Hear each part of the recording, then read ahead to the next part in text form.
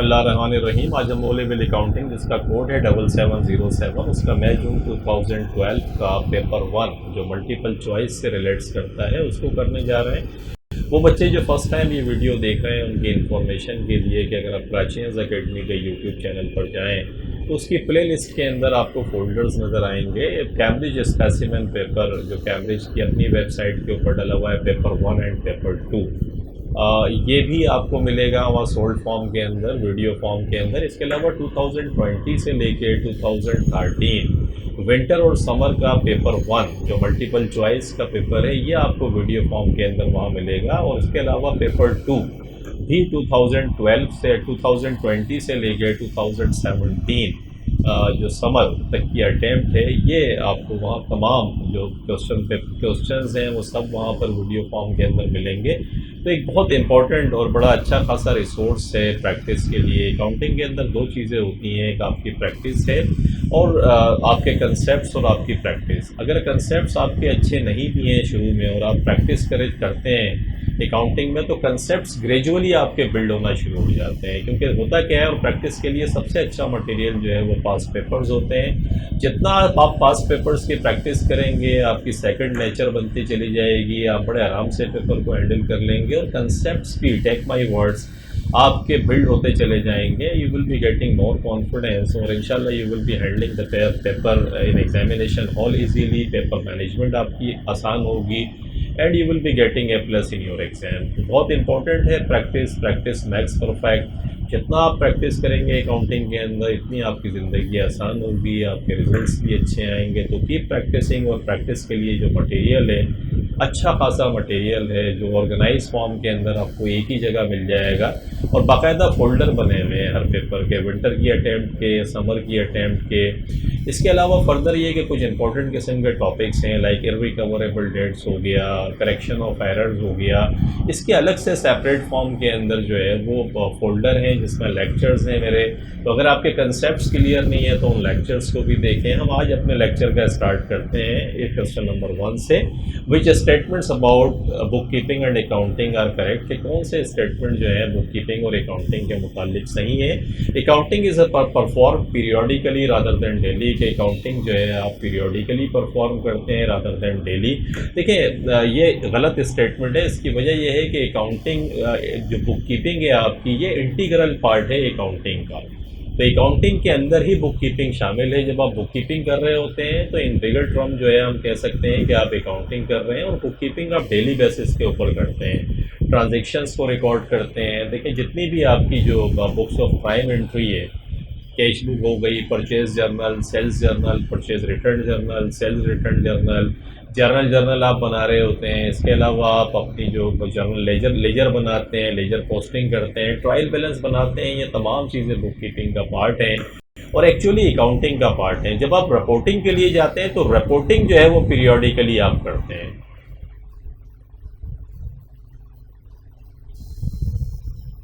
Reporting periodically क्यों करते हैं? क्योंकि रोज़ाना फाइनेंशियल स्टेटमेंट्स नहीं बनाते, एक सर्टेन पीरियड के बाद बनाते हैं। इंटरप्रिटेशन ऑफ फाइनेंशियल स्टेटमेंट्स भी आप डेली नहीं करते, एक पीरियोडिकली करते हैं। तो ये रिपोर्टिंग वाले काम पीरियोडिकली कर रहे होते हैं और accounting in the form of book keeping वो फिर आप डेली कर रहे होते हैं। तो इसलिए ये स्टेटमेंट इनकरेक्ट है। नंबर 2 में आते हैं, accounting relies on having accurate book keeping records.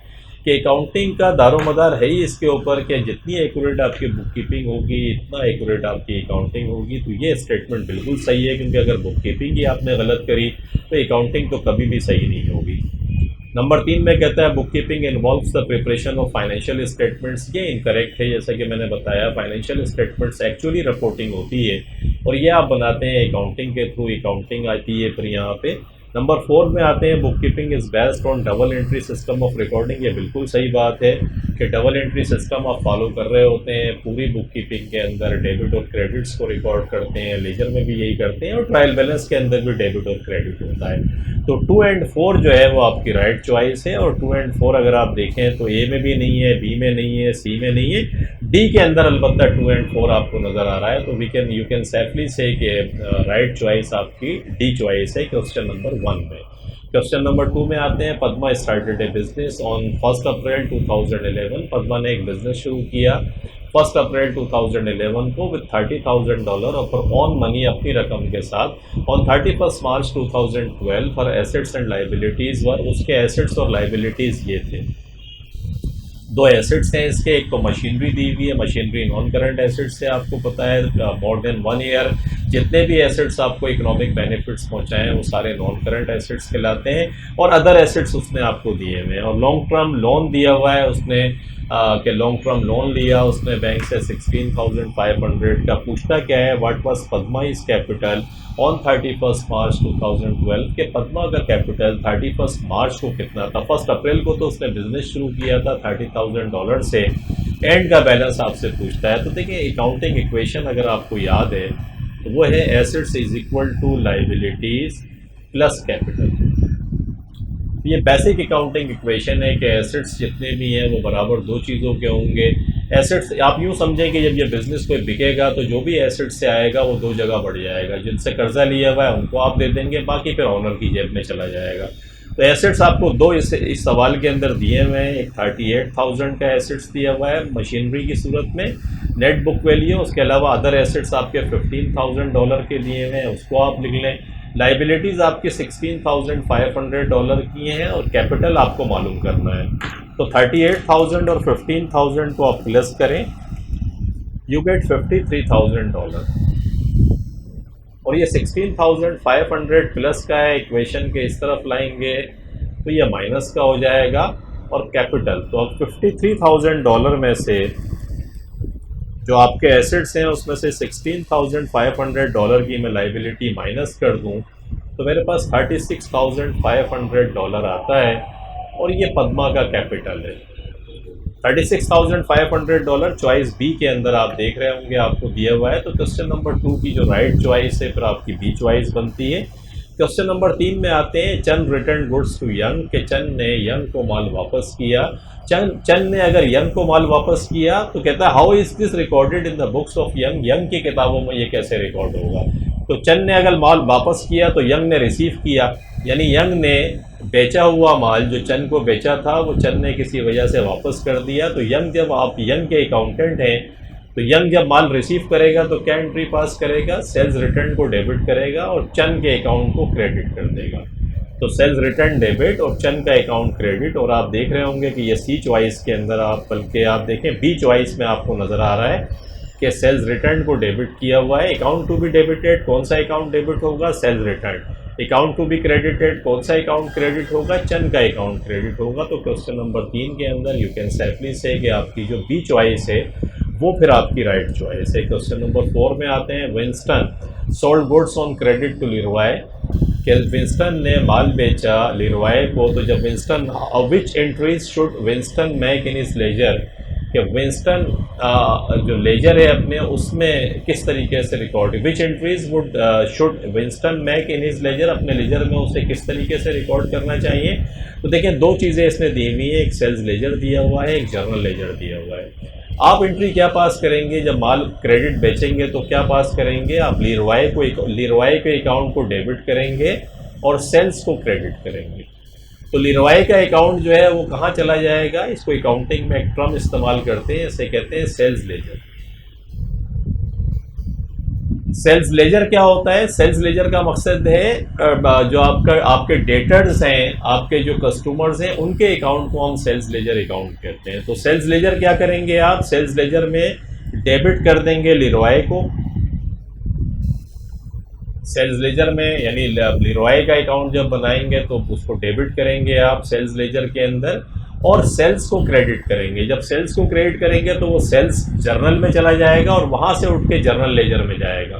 तो इसका मकसद है जर्नल लेजर के अंदर सेल्स जो है वो क्रेडिट हो जाएगी। सिंपल एंट्री है, लीरॉय के अकाउंट को डेबिट करेंगे सेल्स लेजर में और सेल्स को क्रेडिट करेंगे जर्नल लेजर के अंदर। क्रेडिट सेल्स की रिकॉर्डिंग है, उसने सिर्फ लेजर दिखा के आपको लेजर लिख के थोड़ा कंफ्यूज करने की कोशिश की है, लेकिन सिंपल है। सेल्स लेजर आप याद रखिएगा कि सेल्स लेजर का मकसद है कस्टमर का अकाउंट। तो कस्टमर का अकाउंट मीन्स लीरॉय का अकाउंट डेबिट हो गया।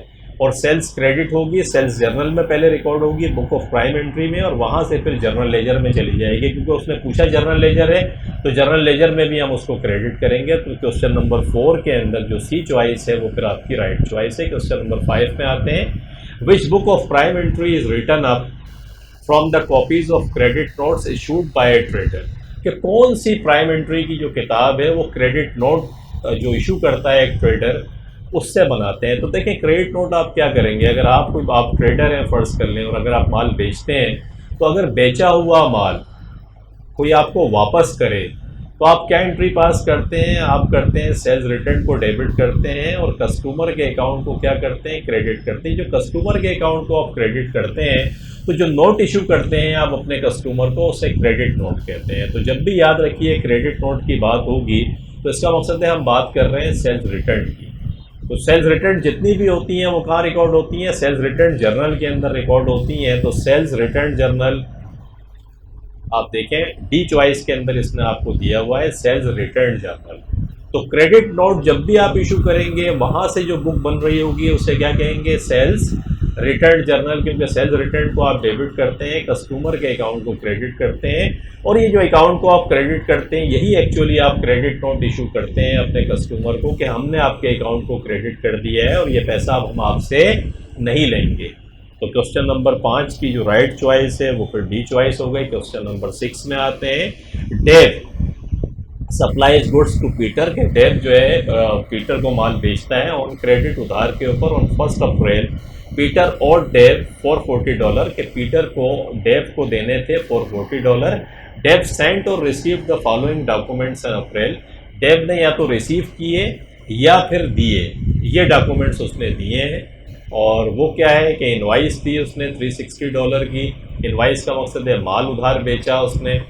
Check after deducting $11 cash discount, को कैश डिस्काउंट दे के उसे जो चेक मिला वो $429 का उसको चेक मिला। डेबिट नोट का मकसद है कि इसने डेबिट कर दिया है अकाउंट को, डेबिट का मकसद ये है कि माल इसने ख़रीदा होगा, वो ख़रीदा हुआ माल जब इसने वापस किया तो इसने अपने सप्लायर के अकाउंट को डेबिट कर दिया और परचेजेस रिटर्न को क्रेडिट किया, तो वो डेबिट नोट इसने किसी को इशू किया। इसीलिए देखें लिखा है उसने सवाल में डेव सेंड और रिसीव किया, उसने भेजा भी है और रिसीव भी किया है।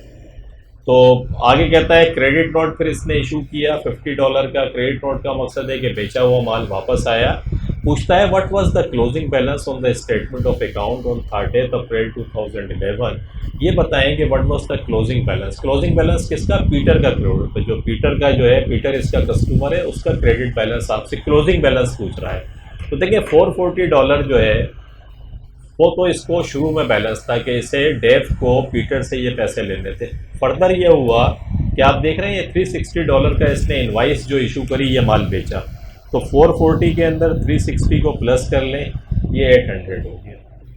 $429 का इसको चेक मिला, लेकिन $11 का इसने कैश डिस्काउंट दिया, तो 429 प्लस 11 इसका मकसद हुआ 440, कि जो एक्चुअली जो पैसा इसको लेना था पीटर से वो 440 था।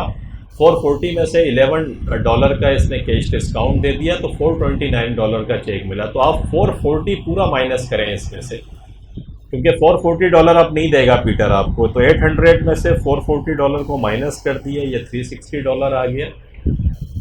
और एक क्रेडिट नोट आपने इशू किया। क्रेडिट नोट जो आपने इशू किया वो पीटर को इशू किया, क्योंकि पीटर ने माल वापस कर दिया होगा, तो अब ये पैसा भी नहीं मिलेगा आपको, तो ये भी माइनस कर दें। 360 में से माइनस करें 50 को, तो 310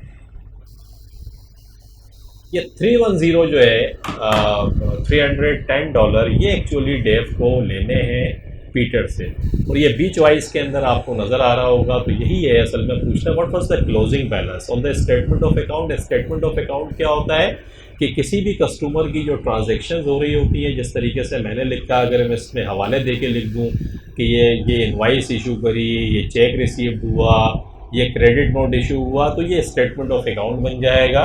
और डेबिट क्रेडिट करके जो बैलेंस आता है वो शो करता है कि एक्चुअली आपको कितना पैसा लेना है। तो क्वेश्चन नंबर 6 के अंदर आपने देखा कि बी चॉइस आपकी राइट है। क्वेश्चन नंबर 7 में आते हैं, Tahir purchase goods on credit from Yasmin, कि ताहिर ने यास्मीन से माल ख़रीदा। How will Yasmin record this, Yasmin इसको किस तरीके से रिकॉर्ड करेगी। तो देखिए, यास्मीन ने, ताहिर ने माल ख़रीदा तो यास्मीन ने माल बेचा। याद रखिएगा, यास्मीन जब माल बेचेगी ऑन क्रेडिट है, तो यास्मीन बेचेगी तो बुक ऑफ प्राइम एंट्री के अंदर सबसे पहले तो सेल्स जर्नल में रिकॉर्ड करेगी। सेल्स जर्नल क्या है, जितनी भी क्रेडिट सेल्स होती हैं वो जिस बुक में रिकॉर्ड होती हैं उसे सेल्स जर्नल कहते हैं। यास्मीन ने माल ताहिर को बेचा तो सेल्स जर्नल में रिकॉर्ड करेगी। अकाउंट टू बी डेबिटेड, कौन सा अकाउंट डेबिट होगा।